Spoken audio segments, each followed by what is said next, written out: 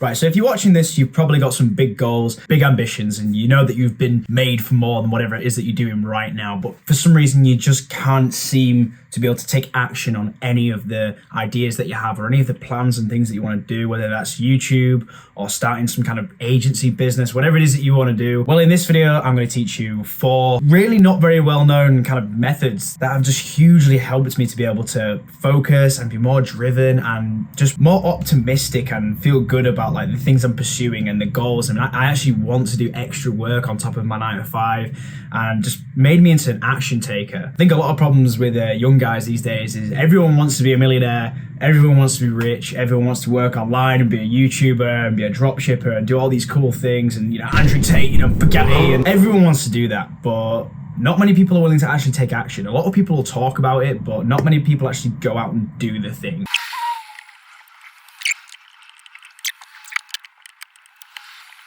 So the first secret is to create an anti-vision. Now, I hadn't heard about anti-visions before. I didn't know what an anti-vision was. Some people call this negative visualization. Now, we're told a lot in the self-improvement space to sit back and close our eyes and visualize where we want to be in life. I want to be sat on a beach, working from my laptop, drinking a nice cocktail, making thousands of pounds. But that can be quite powerful, and you know, I've done that before where I've really tried to visualize where I want to be and what I want to be doing in 5, 10, 20 years from now. And that can be quite motivating, quite powerful. But this, I assure you, is far more powerful. This is actually the opposite of visualizing where you want to be. This is precisely visualizing where you will be, what you will look like, feel like, how much money you will be earning, what your physical health will be like if you continue to do the thing that you're doing right now for 5, 10, 20, 30 years. So if you're working a 9 to 5 right now, and whatever it is you're earning, let's say that's 20K a year, 25K a year, 30K a year, 40K a year, just try and think in 5 years, if I earned that same amount, or maybe just add in a few promotions, maybe I get to 60K a year, whatever it is, where am I going to be in 5 years? Where am I going to be in 10 years? What's my health going to be like? What am I going to look like? What am I going to be like if I never do the thing that I actually really want to do? So for me, I visualize being a successful YouTuber. So I'd visualize being at 1 million subscribers. I'd visualize making 20K a month from YouTube, whatever it is.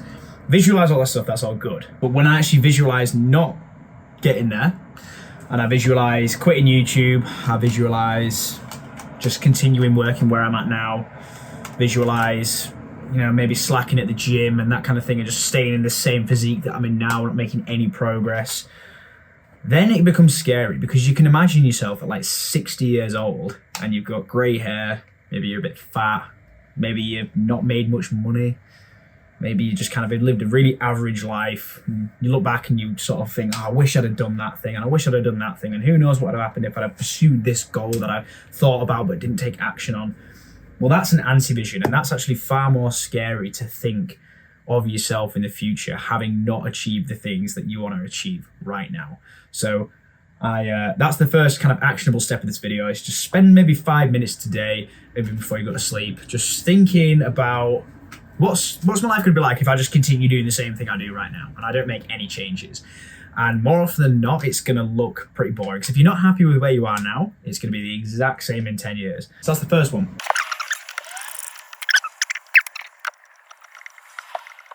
Okay, so secret number 2 is to gamify life. Now, some of you might know what gamify means, some of you might not. It's really simple. It's just turn everything you do into a game. Now, I've never thought of life this way. I've always had that hustler's mindset that's been embedded into us from a young age, from guys like Andrew Tate, from influencers and all these people that just drill in this hustler's mindset, you know, just do whatever makes the money and just, you know, grind and all this stuff and, you know, work smart and not hard, but then work hard as well whilst working smart and all this kind of stuff and all this like hustler's mindset, you know what I mean? Sometimes being a hustler and hustling really hard can actually just lead to burnout and make you feel like you don't want to do the thing that you actually wanted to do. So if you gamify things, this actually makes things a lot easier, in my opinion. So a good example of gamifying something is, let's think of the gym, for example, right? Now, no one likes to jump on the treadmill and run for 20 minutes. or 30 minutes, 15 minutes, whatever it is.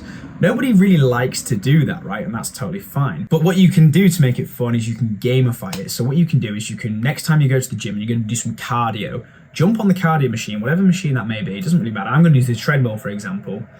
Get on the treadmill and you're going to say, right, I'm going to run for 10 minutes, right? You run for 10 minutes, whatever that 10 minutes allows you to get up to in terms of calories, right? So you're going to burn off the amount of calories that you're going to burn off in 10 minutes. And then what you're going to do is the next time you go on to the next day, you're going to basically go onto the treadmill again, run for the same amount of time, 10 minutes, but you're going to try and beat your calorie score. So let's say you burnt off 100 calories in 10 minutes on the first go. Now you're going to aim for 110. And then the next day, you're going to do 10 minutes again, you're going to aim for 120. So every time you're increasing the intensity of cardio. And all you're doing is trying to beat your previous high score. And you turn it into kind of like a game. And the exact same can be said for something like content creation or YouTube. I can make a video now, right, and look at the metrics and think, oh, it's only had like 4 likes or whatever. Or I could gamify it and look at like the impressions and see that it's had like 2,000 impressions and then be like, okay, so the next video, I'm going to try and find a better topic, a better thumbnail, all this kind of stuff. I'm going to try and get to like 3,000 or 4,000, 5,000 impressions. And then you can kind of try and like beat your high score. And then instead of you just like making YouTube videos and making content and thinking, oh, I've got to make a YouTube video, I've got to do this, you're sort of like thinking, oh, I've got to try and beat my high score from last time. And you kind of like gamify things. Alex Hormozi talks about this a lot, and he pretty much takes everything in life that he does and turns it into a game, which I really like, because then if it just becomes a game, then it's like you just try to beat your high score. And if you try to beat your high score all the time, then you're progressively overloading in everything, like we do at the gym. We up the weight, we progressively overload. If you can progressively overload in like business, in whatever business thing you're doing, then you're going to enjoy doing it more. Instead of just like pumping out content and not really giving a shit about how it does, you can try and like beat the high score of like whatever it is you're doing. And that's just going to make it so much more fun, interesting, and actually like brings a bit like you almost competing against yourself.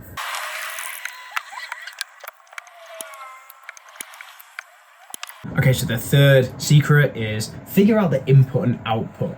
So the input and output equation is actually really simple, and it's something that I learned from Alex Hormozi, again, brilliant source of information. First, you want to figure out the output, okay? What is the thing that you want, right? And I don't mean in terms of money, because that's the output of all business ventures.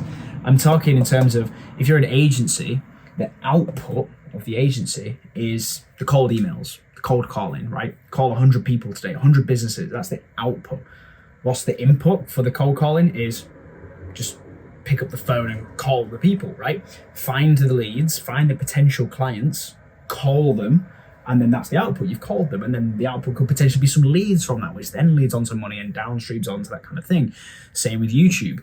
If I wanted to figure out the output, I'd have to figure out what's my output, right? My output's a video a day, whether that's a long video or a short form video, just something, one video a day. What's the input for that? Well, then I can start thinking about what's the input to get a video out a day. Script a video, script 3 videos a day, record 3 videos a day, edit the 3 videos over the next 3 days. That's a video a day, that kind of thing, right? So you figure out your outputs. What is the thing in your action that you need to do? What is the outcome of that action? So whatever action it is that you're procrastinating on, that you're not being an action taker right now, think about the outcome, think about what's going to happen, what you're going to produce, and then think about the input. Okay, what do I need to do to produce that thing? Well, that's the action I need to take. And when you break it down like that, you can start to think of the highest ROI action possible. So what's the highest ROI input for someone like me, a YouTuber, to get the same output? Well, if we talk about leverage, we're talking about what's the thing I can do that's going to generate the most output? Well, it's record videos. That's going to generate the most output. And then there's the things like editing them and scripting them and all that kind of stuff. But the biggest one's just recording them. So that's kind of like how you could break it down, and you can formally start to pick apart a task, and it becomes a lot more actionable that way.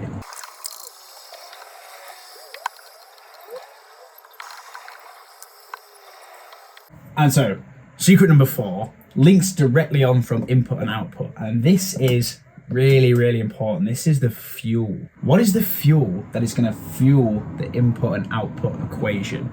And now this is something I never really thought about when I was thinking about being productive and being an action taker and just doing the thing instead of procrastinating and just fucking pissing about all day, just actually doing the fucking task. I never thought about the fuel. I want to tell you a story, right? So there was this experiment that they did. I don't know where they did it or what lab they did it in or whatever.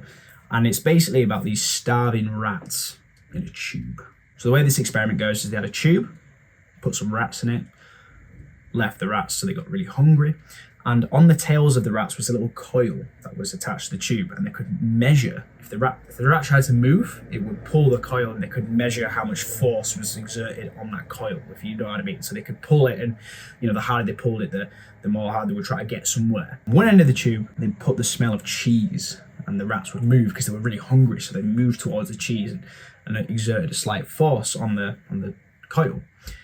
And then in the second experiment, they put cheese at the end, but then they also put the smell of a cat at the other end.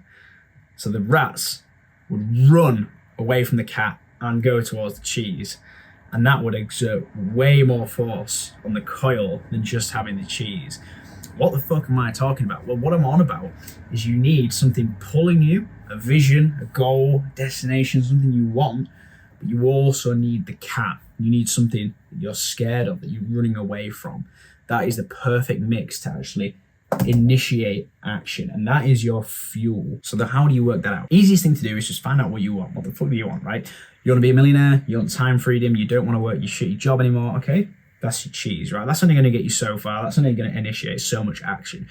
The real powerful thing is the cat, the thing that you're running away from. And that thing could be being stuck in a 9-to-5 for the rest of your life and fearing that you're going to let your parents down and you're never going to be able to retire your parents and they're going to have to work till they're 65 whilst you're still living at home and you're a failure in the family. Okay, that doesn't sound great. It sounds horrible, actually. So that could be your fuel. That could be your cat. That's you're running away from.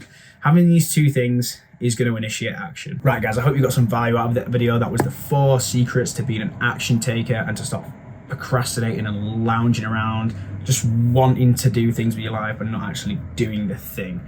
So I hope they helped. I hope you got some value out of this video. I know that these tips have been super helpful to me, and I honestly don't see a lot of people talking about them. So hopefully I've helped at least some people out there with that, and hopefully you can become an action taker. Remember, guys, just improve yourself by 1% every day and you'll get there. See ya.